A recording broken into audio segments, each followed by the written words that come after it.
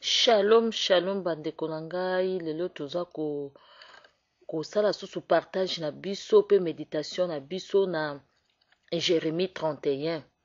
Jérémie 31 awa ezali partage yo moko po ozwi Bible na yo méditer bongo toye awa kati na kopartage ngai na yo ma soeur mon frère. Awa Nzambe azolakisa na Jérémie 31 ndenge nini aza kolibere bana na ye, ndenge nini aza kozongisa Israel, aza kolongola bango na bowumbu, aza kozongisa bango. Ngai vraiment na bandi partage na nga na zwi tangu na verset 7 alobi: poussez de cris de joie pour Israël, défiez les nations par vos acclamations, faites attendre vos alléluia et dites: Seigneur, sauve ton peuple. Sauve les survivants d'Israël. Voici en effet ce que déclare le Seigneur. Je vais le ramener du pays du nord et le rassembler de plus lointains contrées. Tout le monde est là, les aveugles, le boiteux, même les femmes enceintes et les accouchés. Mon peuple revient au grand complet. Il arriva en pleurant et en suppliant, et je les accompagne. Je vais le conduire à des ruisseaux pleins d'eau, par un chemin facile, sans obstacle, qui le fasse trébucher. Car je suis comme un père pour Israël, et c'est l'Ephraïm qui est mon fils aîné. Alléluia. Awa Nzambe azoloba ndenge koramener peuple na ye. Peuple oyo nyonso ezali kati na kolela.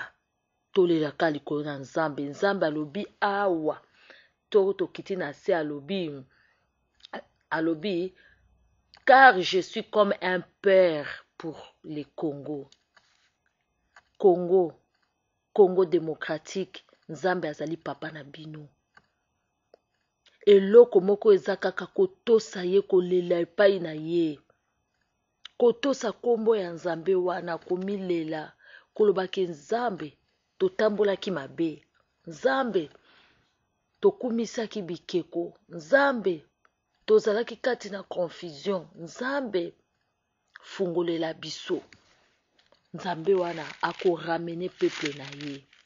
Nzambe wana akoyoka mawa ya peuple na ye. Bandeko na ngai tobondela makasi eke Nzambe aramene peuple na ye lokola Jérémie elobi na biso na tongo na lelo. Nzambe aramene pena peuple na ye, alongola peuple na ye na kati na bowumbu. Tolela epai ya Nzambe, toza na ba place mosusu ya kolela te. Toza na ba binzambi place ya kokota te. Tolela ka Nzambe. Nzambe wana akosala kati na bomoi na biso. Ba mama bofuka mabolela, bo prier sans cesse. Ba papa bofuka mabolela, bo prier sans cesse. Bo marcher na crainte de Dieu. Bo landa pena o ezami beko na Nzambe. O Nzambe alobi biso to landa. Soki to landi yango okomona kaka nde loboko na Nzambe kosimba bana na ye. Okomona nde loboko na Nzambe kotambwisa biso. Tongo midi poka tokotambola kati na kobanga ye. Soki totambolaki kati na ba hymne national. Soki totelemisaki ba drapeau. Hymne national eza mabe te. Mais soki tolekisaki adoration na moto ya mokili.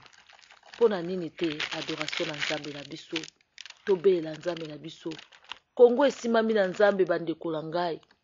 Congo ezali mboka oyo Nzambe aponi po akitisa liloba na ye. Tobondela Nzambe na solo. Balobi là où le mal abonde, la grâce de Dieu surabonde. Tolela mawa na Nzambe pona mboka na biso. Mboka na biso misala ezali vraiment ya mabe mingi. Yango wana Nzambe azoyebisa biso akolibere biso na Jérémie 31. Kasi tokozwa pe livre ya prophète oyo Naum 3 azoloba pona ba ville criminelle. Alobi, quel malheur pour la ville criminelle qui règne par la fraude, s'enrichit par la violence et sans cesse recourt au pillage. Voici qu'on y attend les claquements de fouet et les fracas de roues, les galops de chevaux et le roulement des chars de guerre. La cavalerie charge, les armes flamboyants, le pic lance des éclairs partout, il y a de morts, des cadavres s'entassent, on se peut les compter. On trébuche sur le corps. Awa na Naum 3. Nzambe azoloba pona ba ville criminelle. Tozo yoka. Ba ville criminelle azoloba na ba peuple à Ninive. Pona ete to changer bon moyen na biso. Nzambe alinga kangola Congo. Nzambe alinga kangola yo ma soeur, mon frère. Nzambe alingi vraiment akangola biso. Nzambe alingi kokangola mboka na biso. Nzambe ayoki ba guerre kolela o eza na kati ya mboka na biso. Nzambe alingi akangola mais aza kotala. Nzambe aza koloba pays oyo eza na crime makasi. Pays oyo bosoto eza kosalema. Awa soki botangi na Naum 3 ba oyo baza na ba Bible minene bokotanga prophète oyo. Makambo yango oyo kaka Bible ezali kaka ba exemple oyo batu na kala ndenge ba vivaki. Bible ezali kaka so ndenge Nzambe aza afrapaki batu akala oyo batambolaki na lolenge oyo ezala Sodome et Gomorrhe. Soki ezongi lisusu Nzamba ko frapper. Tant boyembaka il est le même hier aujourd'hui, il est le même éternel. Le Dieu ne change pas. Papa na biso, Nzambe na biso a changé te. Soki a frappaki bato a Sodome et Gomorrhe a ko frapper penga na yo. Soki a frappaki basi musu na stérilité a ko frapper pe. Soki a salaki bonté quelque part a ko sala pe yo bonté. Parce que y a bongwami te ba principe na ye yango yo. Yango apesi biso na ba Bible. Atel na Bible a biso batu na kala batambolaki mabe. Tango batambolaki mabe Nzambe a frappaki. Nzambe a frappaki Sodome et Gomorrhe. Nzambe a frappaki awa peuple ba Ninive awa. Nzambe a frappaki. Tango ba Ninive quelque part, tango ba yokaka pe liloba na pas à prophète Jonas ba mi kitisaki Nzambe pe akangolaki bango. Ndeko na ngai yo mutu ozowumelaka na makambo mabe, yo mutu ozowumelaka na masumu, yebaki Nzambe frappaki peuple ya Ninive. Yo mutu ozowumelaka na ekobo, yo mutu ozowumelaka na kofinga na koswana na ba crime ya koboma bato ya kotekela bana bato ba drogue ya kosala ba makambo nyonso ya mabe, yebaki esambiselo na yo esali.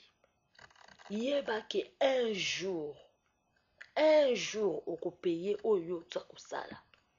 Nzambe alingi okangola na Jérémie 31. Mais soki tozongi na Naum azobenga ville criminelle, livrée au carnage.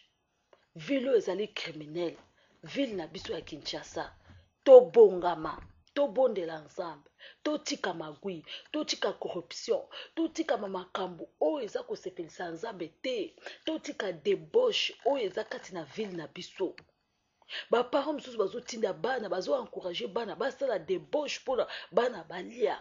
Ba mabina oyo ya soni eza mabina ya soni nde elati mboka na biso mobimba.